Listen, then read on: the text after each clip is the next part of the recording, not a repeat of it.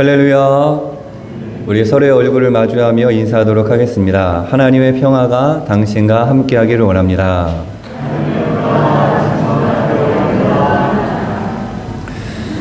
네, 오늘은 이 물음으로 말씀을 열어가려고 합니다. 한번 읽어보도록 하겠습니다. 신앙의 삶이 즐거우신가요? 여러분, 신앙의 삶이 즐거우십니까? 다시 한번 묻겠습니다. 여러분, 신앙의 삶이 즐거우십니까? 이 시간을 통해서 우리가 믿는 하나님이 얼마나 소중하고 귀한지, 그리고 우리의 신앙이 이미 그 즐거움에 충분한 조건이 허락되었다라는 사실을 다시 한번 깨닫고 신앙생활의 즐거움이 요만큼이었다면 이 시간을 통해서 이만큼으로 커질 수 있는 저와 여러분의 심령이 되기를 축복합니다. 자, 신앙의 삶이 즐거우신가요? 다르게 물으면 눌리고 있나요? 누리고 있나요? 라고 바꾸어서 이야기할 수가 있습니다. 억압된 상태에서 이 신앙의 삶을 꾸역꾸역 살아가고 있나요? 아니면 마음껏 이 신앙의 삶을 즐기면서 누리면서 살아가고 있나요? 라는 물음입니다. 많은 사람들이 신앙생활을 무겁고 어둡고 어렵게 합니다. 웃고 즐거워하면 왠지 죄를 짓는 것 같이 느끼는 경우가 그런 마음이 참 많은 한국 기독교입니다. 자, 교회를 다니면서 가장 많이 듣는 말 중에 하나가 무엇이냐면 따라해 보도록 하겠습니다. 하지 말라. 다시 한번 하지 말라. 가장 많이 듣는 말이 이것 하지 말고 저것 하지 말라라는 이야기를 참 많이 듣습니다. 금지하는 것이 많다 보니 자연스럽게 분위기가 억압적으로 다가오고 어두워지고 무거워지는 것입니다. 장미의 이름이라는 소설의 중세 수도원 분위기를 이렇게 표현합니다. 한번 읽어보도록 하겠습니다. 예수님께서는 한 번도 웃은 적이 없다라고 기록을 하고 있습니다. 당시 그리스도인들에게는 금욕과 절제, 즉 신중함이 바른 신앙의 기준이 되었습니다. 이러한 모습은 오늘날 즐거움을 최대한 억누르는 것, 즉 경건이라는 이름으로 포장되어 우리에게 강조되었습니다. 그래서인지 신앙생활에서 많이 웃기보다는 뭔가 더 진지하고 뭔가 더 즐거움을 찾지 못하고 뭔가 더 가라앉는, 그래서 많은 사람들이 교회 안에서 즐거움을 찾지 못하니까 세상 밖으로 나아가 웃을거리를 찾는 그러한 현상이 일어나게 되는 것 같습니다. 영진하늘 가족 여러분, 신앙생활은 즐거워야 합니다. 웃음이 끊이지 않아야 합니다. 어떠한 의무감이나 어쩔 수 없이 신앙생활하는 자리에서 벗어나는 저와 여러분이 되기를 축복합니다. 다시 한번 물음을 던집니다. 신앙의 삶이 즐거우신가요? 네. 옛날 유대인들이 가장 즐거워하던 일, 웃음을 짓는 일은 세 가지였다고 합니다. 무엇이었냐 하면, 하나는 전쟁에서 승리하여 전리품을 나누는 즐거움이 엄청 컸다고 합니다. 전쟁에서 승리한 후에 적들에게서 빼앗은 전리품을 나눌 때의 즐거움은 그 무엇과도 비교할 수 없었던 것입니다. 다음으로는 첫 아들을 낳아 할례를 행할 때의 즐거움입니다. 하나님의 선물이요 가문의 영광인 아들이 진정한 유대인이 되는 즐거움입니다. 마지막으로 추수 때 거두는 즐거움입니다. 추수 때 곡식을 추수하여 거두는 즐거움, 그러니까 한 해 동안 열심히 노력하고 수고하고 땀 흘려 거둔 곡식을 바라볼 때 주어지는 웃음, 즐거움이라 할 수 있습니다. 유대인들은 이 세 가지 즐거움을 꼭 손님을 초대하여 함께 나누었다라고 합니다. 그런데 여러분, 곰곰이 생각해 보면 이 유대인들의 세 가지 즐거움은 성경에서 이야기하는 즐거움과는 조금 더 거리가 있는 것 같습니다.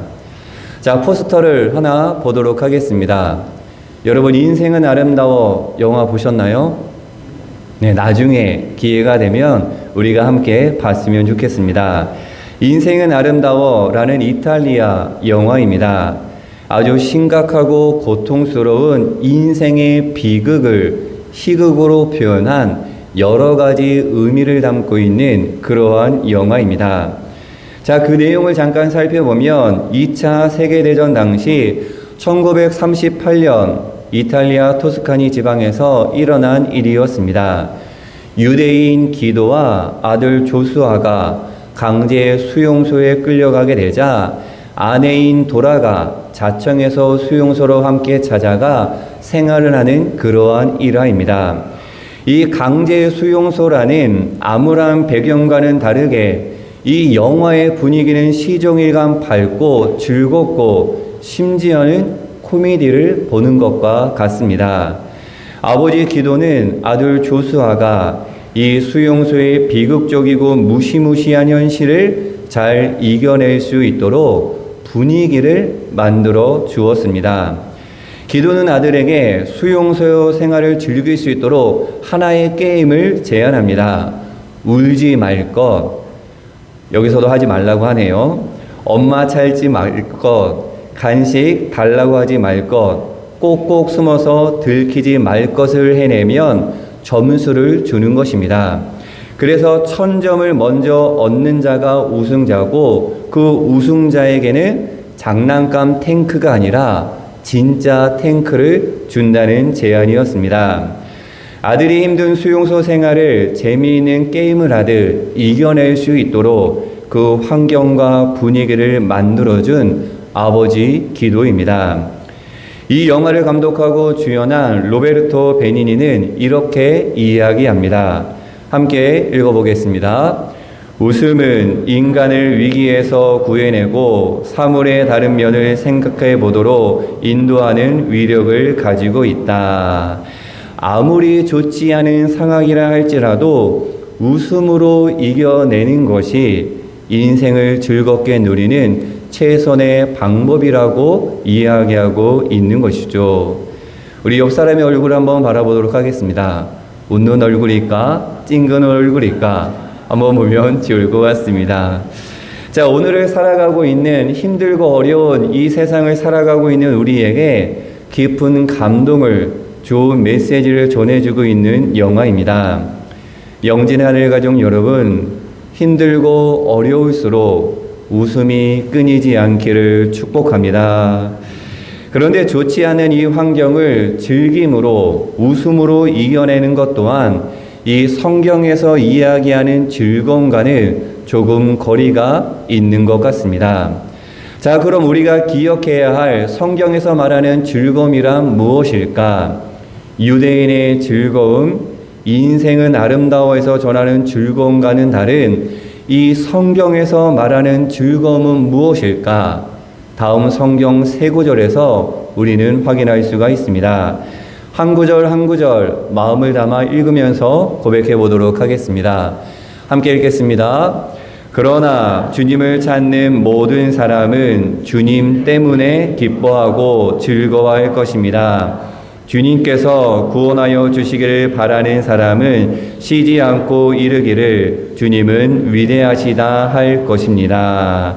아멘. 함께 읽겠습니다. 그때 너는 주 안에서 즐거움을 얻을 것이다. 내가 너를 땅에서 영화롭게 하고 너희 조상 야곱의 유산을 먹고 살도록 하겠다. 이것은 주님께서 친히 하신 말씀이다. 아멘. 한 구절 더 읽도록 하겠습니다. 신랑에게 제사장의 관을 씌우듯이 신부를 폐물로 단장시키듯이 주님께서 나에게 구원의 옷을 입혀주시고 의의 겉옷으로 돌려주셨으니 내가 주님 안에서 크게 기뻐하며 내 영혼이 하나님 안에서 즐거워할 것이다. 아멘. 그리고 모세가 가나안 땅에 들어가기 직전 이스라엘 백성들에게 쓴 신명기서를 보면 이 표현이 반복적으로 등장하게 됩니다. 내 하나님 여호와 앞에서 즐거워하라. 누구 앞에서? 여호와 앞에서 즐거워하라 이야기합니다. 한마디로 우리가 읽은 성경 구절은 하나님으로 인한 즐거움, 하나님 안에서의 즐거움입니다. 전쟁에서 이겨서가 아닙니다. 성공을 해서 자녀를 낳아서 추수하였기에 나의 결연한 마음 다짐으로 찾아오는 즐거움이 아닙니다. 우리가 이 세상에서 추구하는 것들이 충분하고 원하는 것이 이루어져서가 아닙니다. 인생의 즐거움이 될 만한 어떠한 조건이 갖추어졌기 때문에 즐거워하는 것이 아닙니다. 오직 누구 때문에? 하나님 때문에 즐거움이 우리 안에 넘쳐 흘러야 한다는 것입니다. 우리의 즐거움은 하나님 한 분만으로 충분하여 이미 차고 넘치도록 우리 안에 부어 주었다라는 것이죠. 영진하늘 가족 여러분, 저와 여러분의 신앙에 웃음이 끊이지 않기를 축복합니다. 상황과 조건에 의한 즐거움, 이 결연한 자기 마음에서 시작된 즐거움을 넘어 오직 하나님 앞에서 하나님의 사랑으로 인한 즐거움을 충만히 경험하며 누릴 수 있기를 소망합니다. 여러분, 신앙은 즐거운 것입니다. 신앙은 즐기는 것인 줄로 믿습니다.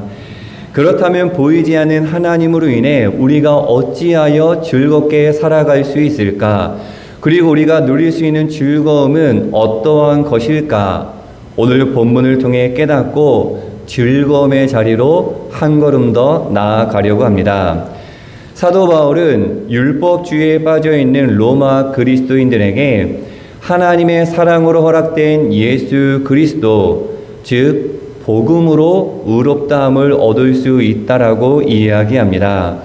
복음으로 말미암아 누리는 즐거움이 그리스도인들의 삶의 정체성이라고 사도 바울은 이야기하고 있습니다. 자, 복음 안에서 허락되는 즐거움은 세 가지입니다. 우리 같이 한번 세 가지 읽어보도록 하겠습니다.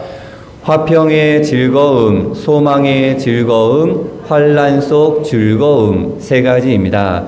먼저 화평의 즐거움, 우리 1절 말씀 읽어보도록 하겠습니다. 그러므로 우리가 믿음으로 의롭다 하심을 받았으니 우리 주 예수 그리스도로 말미암아 하나님과 화평을 누리자. 아멘.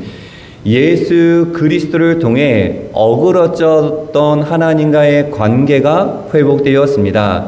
죄로 인해서 하나님과의 사이가 단절되었을 때에는 하나님을 멀리서 바라봐야 했기에 그 마음속에 불안과 두려움이 가득했습니다. 하지만 예수님의 보혈로 죄를 씻어버리고 이 단절되었던 관계가 이어지며 멀어졌던 하나님과의 관계가 다시 가까워져서 친한 사이가 된 것입니다. 그 친한 사이를 뭐라고 이야기하냐면 화평이라고 이야기하고 있는 것이죠. 하나님과 우리 사이에 있던 제약의 장막이, 제약의 장벽이 허물어지고 막힘없이 소통할 수 있는 관계, 즉 무서움과 두려운 마음이 참 평안으로 회복된 모습, 그것이 화평입니다. 성경을 살펴보면 이 화평은 하나님의 의로움, 하나님의 의와 연결되어 있습니다. 우리 이사야 말씀 한번 읽어보도록 하겠습니다. 공의의 열매는 화평이요 공의의 결과는 영원한 평안과 안전이라. 아멘. 시편 기자도 고백합니다. 함께 읽겠습니다. 의로 말미암아 산들이 백성에게 평강을 주며 작은 산들도 그리하리로다. 아멘. 어디에 화평이 주어지느냐? 하나님의 의로움, 하나님의 공의가 이루어진 곳에 화평이 허락되는 것입니다. 하나님께 의롭다라고 인정받은 결과가 평강이요 화평인 것입니다. 화평의 즐거움은 하나님과의 관계 회복에서 우리에게 허락되는 즐거움이요 하나님의 의를 이 땅에 이루어갈 때 허락되는 즐거움입니다. 바르고 원하기는 우리나라와 이 민족에 이러한 화평과 웃음이 넘치기를 간절히 소망합니다. 다음으로 소망의 즐거움, 우리 2절 말씀 한번 읽어보도록 하겠습니다. 또한 그로 말미암아 우리가 믿음으로 서 있는 이 은혜에 들어감을 얻었으며 하나님의 영광을 바라고 즐거워하느니라. 아멘. 여기서 하나님의 영광을 바라본다는 것은 다시 오실 예수님을 기대하는 것입니다. 재림을 통해 하나님의 나라가 이 땅에 이루어질 것을 소망하며 살아가는 것입니다.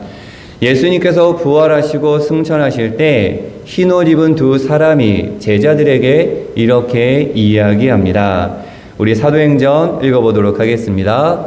이르되 갈릴리 사람들아 어찌하여 서서 하늘을 쳐다보느냐 너희 가운데에서 하늘로 올려지시니 예수는 하늘로 가심을 본 그대로 오시리라 하였느니라. 아멘. 오늘날 많은 이단들이 재림 예수라 하면서 자신의 논리를 펴나갑니다. 그래서 이 재림이라는 단어를 들을 때마다 부정적인 안 좋은 이미지를 떠올리게 됩니다. 하지만 여러분, 기독교 신앙에 있어서 예수님의 다시 오심, 이 재림은 기독교 신앙의 핵심 중의 핵심이요 신앙의 버팀목이며 소망인 것입니다. 대림절 넷째 주일을 보내고 있는 우리에게 예수님께서 다시 오신다라는 이 소망으로부터 즐거움과 웃음이 허락되기를 축복합니다. 마지막으로 환난 속 즐거움입니다. 우리 3절과 4절 말씀 읽어보도록 하겠습니다. 다만 이뿐 아니라 우리가 환난 중에도 즐거워하나니 이는 환난은 인내를, 인내는 연단을, 연단은 소망을 이루는 줄 알미로다. 아멘. 여기서 환난은 세상에서 주는 아픔과 고통, 두려움과 좌절, 상실과 실패가 아닙니다. 인간의 욕심으로 인해 찾아오는 그런 아픔이 아닌 것이죠. 여기서 환난은 헬라어 튤립스라고 하는데요. 예수님을 그리스도로 고백하는 사람들이 이 땅에 겪을 수밖에 없는 그러한 그리스도인들의 환난입니다. 즉 예수님을 믿지 않으면 이러한 고난도 받지 않을 텐데 예수님을 믿음으로 인해서 찾아오는 고난입니다. 우리가 세상의 가치가 아니라 예수님을 닮아 하나님의 가치를 선택하고 그것에 대해서 책임을 지며 살아갈 때 찾아오는 예수님을 닮고자 할 때 찾아오는 그러한 고난, 그것이 바로 환난인 것입니다.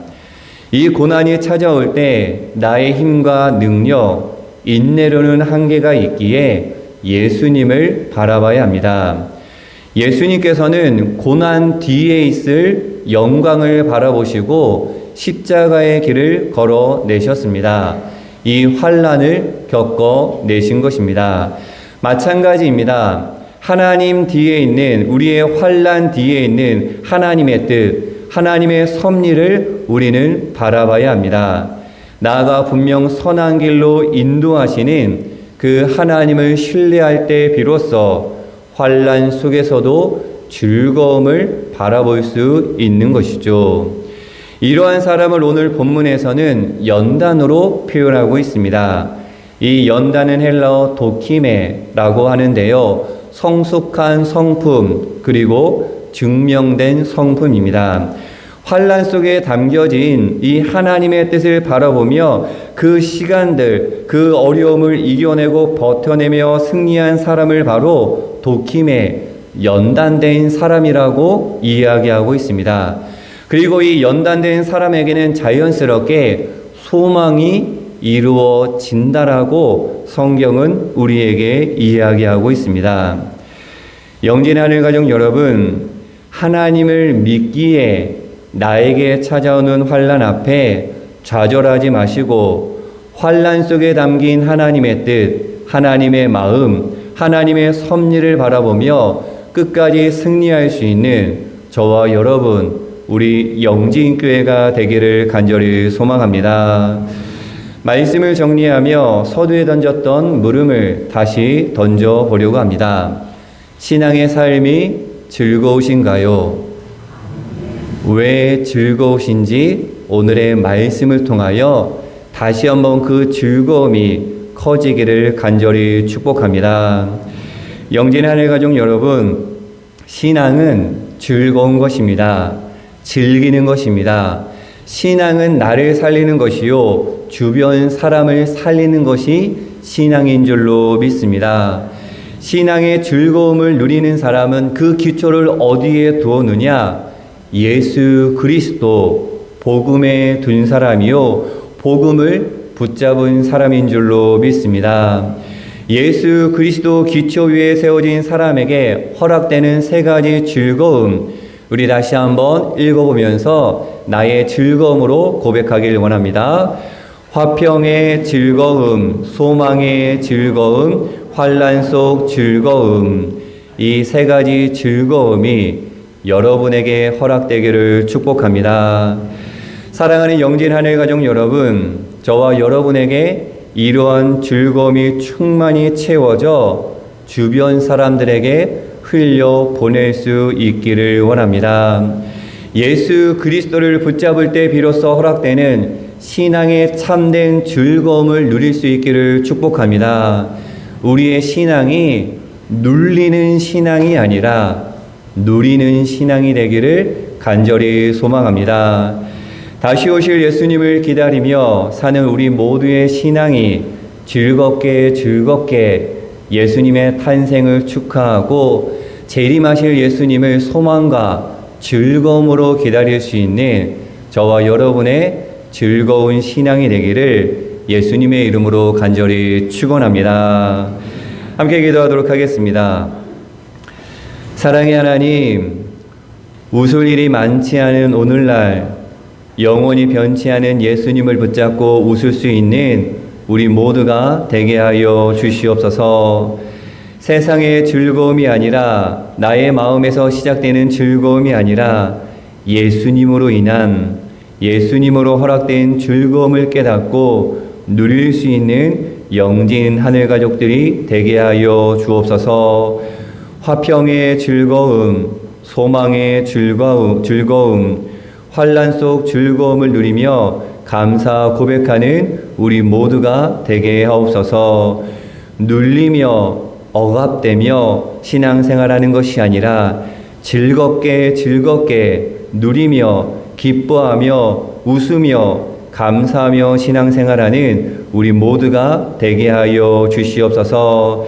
다시 오실 예수님을 즐거움 가운데 기다리겠다라고 고백하는 이들의 믿음을 기억하여 주옵소서. 예수 그리스도의 이름으로 간절히 기도하옵나이다. 아멘.